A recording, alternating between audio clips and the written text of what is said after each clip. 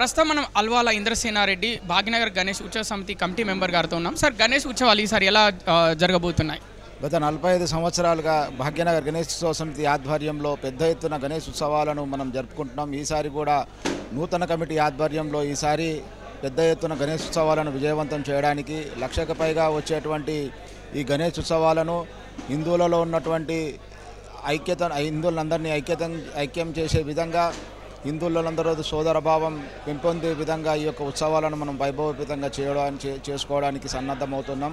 ఈరోజు కార్యాలయ ప్రారంభోత్సవ కార్యక్రమానికి మనం అందరం ఈరోజు గణేష్ విఘ్నేశ్వరుని పూజా కార్యక్రమంతో ఈ యొక్క కార్యక్రమం ప్రారంభించడం జరుగుతుంది. ఏమన్నా ఇబ్బందులు ఉన్నాయా సార్? ఇబ్బందులు అంటే ఇప్పుడు మన మొత్తం భాగ్యనగర్ మొత్తంలో సివరేజ్ వ్యవస్థను సంసిద్ధం చేయడానికి ప్రతి గల్లీలని తవ్వడం జరిగింది. కాబట్టి గల్లీలలో ఉన్నటువంటి విఘ్న వినాయకులు కూర్చోబెడతామో అక్కడ ఉన్నటువంటి పరిసరాలన్నింటినీ శుభ్రం చేయవలసిన బాధ్యత జిహెచ్ఎంసీపై ఉన్నది. ఈసారి అంటే ప్రతిసారి ఉంటుంది, కానీ ఈసారి కొంచెం పెద్ద ఎత్తున చేయవలసి ఉంటుంది. ఎందుకంటే ఏ వీధి చూసినా, ఏ గల్లీ చూసినా కానీ గుంతలమయంగా ఉన్నది, బురదమయంగా ఉన్నది.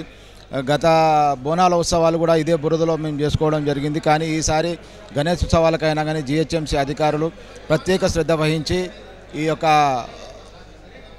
రోడ్లను మరమ్మతు చేయాలని చెప్పేసి మేము కోరుకుంటున్నాం. ఈసారి కొత్తగా ఎన్ని మండపాలు రాబోతున్నాయి? ఇప్పటి వరకు 1,00,000 మండపాలకు పైనే ఈ యొక్క ఉత్సవాలు మనం ప్రారంభమవుతాయని మనకు ప్రాథమికంగా అంచనా ఉన్నది. ఇంకా కొంత పెరిగే అవకాశం కూడా ఉన్నది. ఏమున్నా కానీ పర్యావరణానికి అనుకూలంగా పర్యావరణాన్ని పరిరక్షిస్తూనే ఈ యొక్క గణేష్ ఉత్సవాలను వైభవతంగా చేసుకోవాలని, అదేవిధంగా హిందువులను అందరినీ ఐక్యం చేయడానికి ఈ యొక్క గణేష్ ఉత్సవాలు ఆనాటి బాలగంగాధర్ తిలక్ గారి యొక్క వారు నిర్వహిస్తున్నటువంటి ఈ ఉత్సవాలను నేను భాగ్యనగర్ గణేష్ సమితి గత 45 సంవత్సరాలుగా నిర్వివాహంగా పెద్ద ఎత్తున ఈ యొక్క ఉత్సవాలను చేసుకుంటాం. ఈ యొక్క జరిగేటువంటి గణేష్ నిమజ్జన ఉత్సవాల్లో హైదరాబాద్ భాగ్యనగర్ కూడా ఒక పెద్ద ఎత్తున ఉంటుందని చెప్పేసి ప్రతీతి.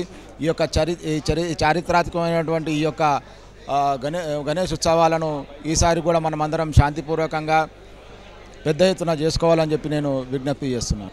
కొత్తగా వినాయక మండపాలను ఎవరైతే ప్రతిష్ఠిస్తూ ఉంటారో వారందరికీ ఎటువంటి ప్రభుత్వ నిబంధనలు ఉన్నా కానీ వాటి మనం పాటిస్తూ